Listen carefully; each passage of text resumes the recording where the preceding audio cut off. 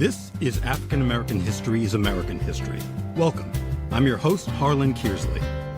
This program's goal is to foster understanding, promote discussion, and expand knowledge through stories of historical events, bios of unsung heroes, as well as timely and relevant news stories which, hopefully, will paint a vivid picture of the effects of segregation, discrimination, and bigotry on the lives of both blacks and whites.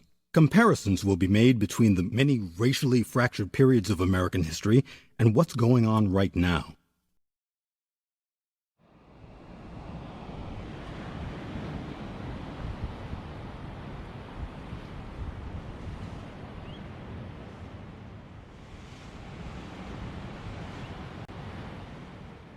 The White Lion was a privately owned armed vessel commissioned and manufactured in England. In late August of 1619, under the command of Captain John Colin Jope, the White Lion brought the first Africans to Point Comfort, an English settlement that is today Fort Monroe in Hampton, Virginia. This happened 1 year before the Pilgrims arrived on the Mayflower.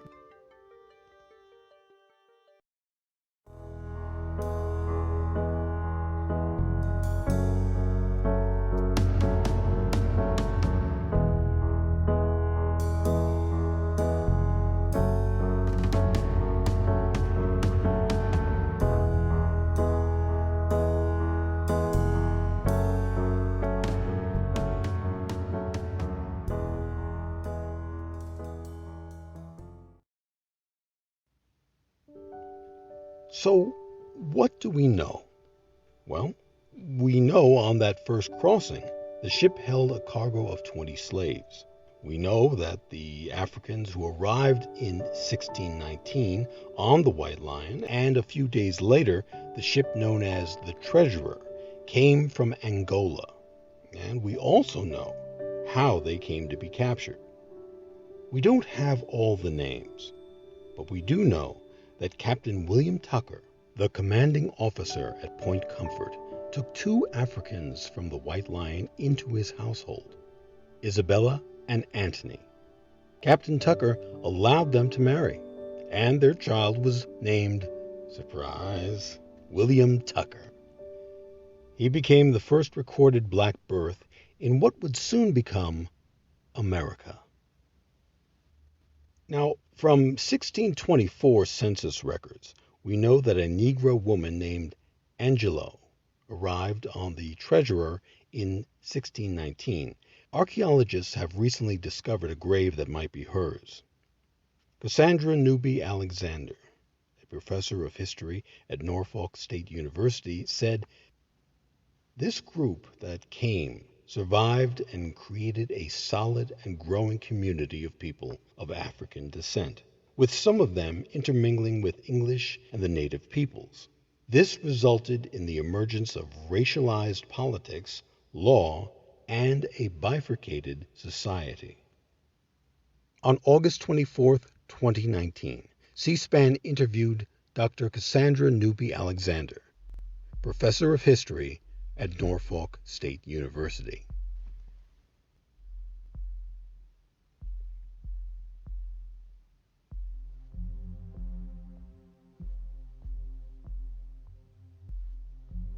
A number of historians claim that these first Africans' status was as indentured servants, but without papers of indenture, which would have been carried by most white servants, these new arrivals had no legal protection and could be easily exploited. Indentured servitude was a long-standing practice in England, and that's how many whites began life in the New World. They would provide labor for a set number of years, and at the end of their contracts they would receive freedom dues, which consisted of food, clothing, and maybe even a parcel of land. But the Africans were not white. So whether you call them indentured servants or slaves, it really doesn't matter, because either way, they were not free people. Though the Africans were initially sold as indentured servants, their arrival in 1619 is regarded as the origin of the enslavement of Africans in the English colonies in mainland North America. Some of the early Africans, like Anthony and Mary Johnson, who arrived in 1621 and 1622 respectively, amassed hundreds of acres of land and owned slaves themselves, both black and white. Some Africans won their freedom in court. Others, like John Punch, were sentenced to permanent servitude for daring to run away. By 1705, any ambiguity about the status of blacks, free, indentured, enslaved, was clarified by a series of so-called racial integrity laws that institutionalized white supremacy. Finally, there has been a renewed effort coming from the far right to essentially stamp out any or all conversations regarding race. They wish to cover up the truth about how slavery shaped American society and how its legacy continues to do so today. Iowa, Louisiana, Missouri, New Hampshire, Tennessee, Oklahoma, Rhode Island, West Virginia, and Texas. These states have all introduced bills that would prohibit schools from teaching divisive or racist concepts, and more states are considering doing the same. Think about it. If these bills pass, if this does gain a foothold in American classrooms, then it's very likely that the next time a history teacher holds a discussion on Reconstruction, segregation, discrimination, or civil rights in general, he or she may be breaking the law.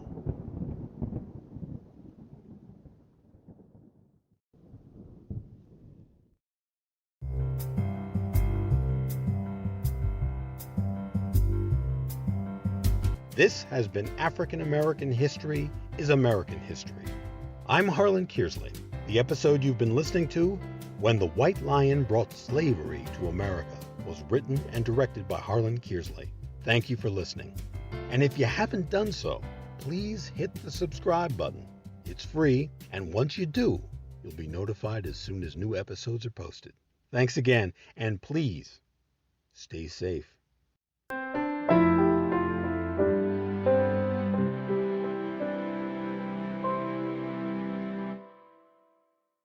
African American History is American History. Copyright H.C. Kearsley, 2021.